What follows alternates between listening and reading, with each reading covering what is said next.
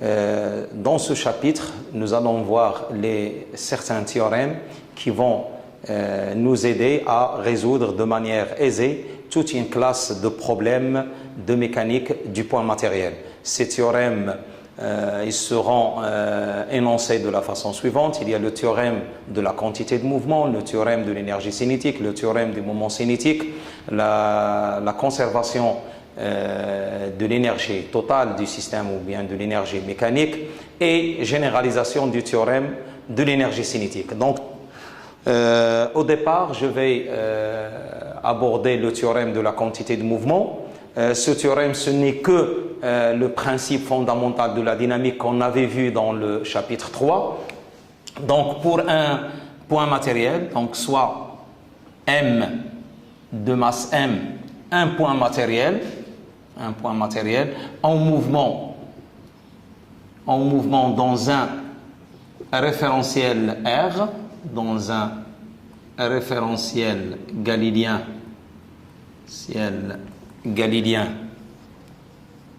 R. Donc, le vecteur quantité de mouvement, la quantité de mouvement s'écrit, la quantité de mouvement s'écrit P est de M dans R. Il faut préciser qu'il s'agit de la quantité de mouvement dans le référentiel R est égal à M qui multiplie la vitesse du point M dans R. Et en dérivant ce vecteur par rapport au temps et dans le référentiel R, c'est-à-dire si on calcule dP sur dt de M dans R, mais dérivée faite dans le référentiel R est égal à d de M V de M par rapport à R sur dt dans R, et il va nous donner M gamma de M par rapport à R. Et si je fais référence au principe fondamental de la dynamique, ceci, il est égal à F étant F résultante des forces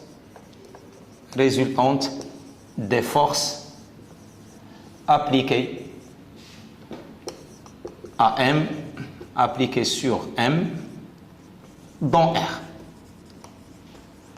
Donc, il y a d'autres écritures de ce théorème. Par exemple, il y a les cas particuliers. Il y a le fait que lorsque R n'est pas galiléen, lorsqu'il s'agit d'un référentiel relatif. Donc, pour les cas particuliers, donc le théorème de la quantité de mouvement peut s'énoncer de la façon suivante. Donc, la dérivée par rapport au temps de la quantité de mouvement d'un point matériel de M de masse M dans R, dans un référentiel galiléen R, elle est égale à la résultante des forces appliquées à M dans R.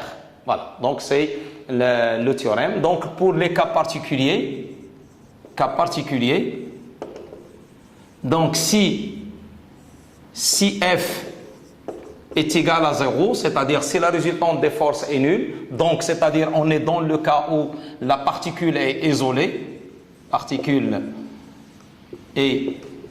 c'est-à-dire il n'est soumise à aucune force, donc ceci automatiquement il donne dP sur,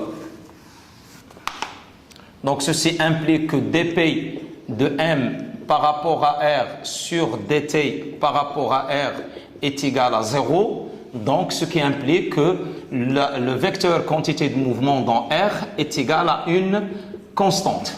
Donc dP sur dm est égal à une constante. Et ceci rejoint tout simplement la définition lorsqu'on a défini qu'est-ce que ça veut dire un point matériel isolé. Donc dans le chapitre 3. Donc dans un référentiel, si R est non galiléen,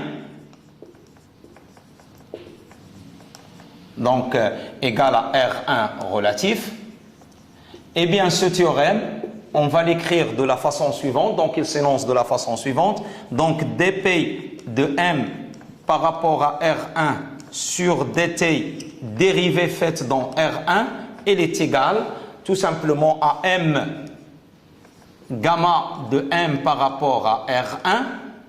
Il s'agit de la masse qui multiplie l'accélération relative. Et si j'applique, tout simplement, si j'applique la loi de décomposition du mouvement, donc c'est M, gamma de M par rapport à R, moins gamma E, c'est gamma d'entraînement, moins gamma C de M. Donc, ceci, il me donne une nouvelle écriture du théorème du théorème de la quantité de mouvement dans un référentiel non galiléen. Donc, dp de M par rapport à R1 sur dt par rapport à R1 est égal à M gamma de M par rapport à R plus FIE plus FIC, où FIE et FIC, ce sont les forces d'inertie d'entraînement et les forces d'inertie de Coriolis. Et M gamma de M dans R, c'est la résultante F plus FIE plus FIC. Donc, voilà la nouvelle écriture du théorème du moment cinétique, du théorème de la quantité de mouvement dans un référentiel galiléen, non galiléen. Donc, la dérivée par rapport au temps de la quantité de mouvement calculée dans un référentiel non galiléen, dérivée faite dans le référentiel non galiléen, elle est égale à la somme de la résultante des forces appliquées sur M, plus la force d'inertie d'entraînement, plus la force d'inertie de Coriolis. Donc, en plus, je peux rejoindre à partir de ce théorème-là, écrit dans un référentiel non galiléen, je peux rejoindre le résultat de ce théorème dans un référentiel galiléen. Tout simplement, si R1 est en translation rectiligne uniforme, en translation rectiligne uniforme par rapport à R, donc ceci, bien entendu, comme si je prends R1 galiléen aussi, galiléen, c'est la définition même, parce que nous avons dit que tout référentiel en translation rectiligne uniforme par rapport à un référentiel galiléen est aussi galiléen. Donc, si R1 est en translation rectiligne uniforme, donc implique que gamma E de M est égal à 0 et gamma C de M est égal à 0. D'où on trouve que si j'applique donc dp de M par rapport à R1 sur dt par rapport à R1, il est égal à tout simplement F, et FIE et FIC est égal à 0. Donc FIE est égal à FIC est égal à 0, puisque les accélérations d'entraînement et de Coriolis sont nulles. Finalement, qu'est-ce qu'on trouve? Donc c'est l'écriture du théorème de la quantité de mouvement, dans un référentiel dans R galiléen. Ceci, en termes de conclusion, nous pouvons dire que la quantité de mouvement, en général, la quantité de mouvement, elle est invariante au cours d'une transformation galiléenne. Donc, lorsque R1 devient galiléen, donc on retrouve bien les expressions du théorème de la quantité de mouvement qu'on a vu dans un référentiel galiléen.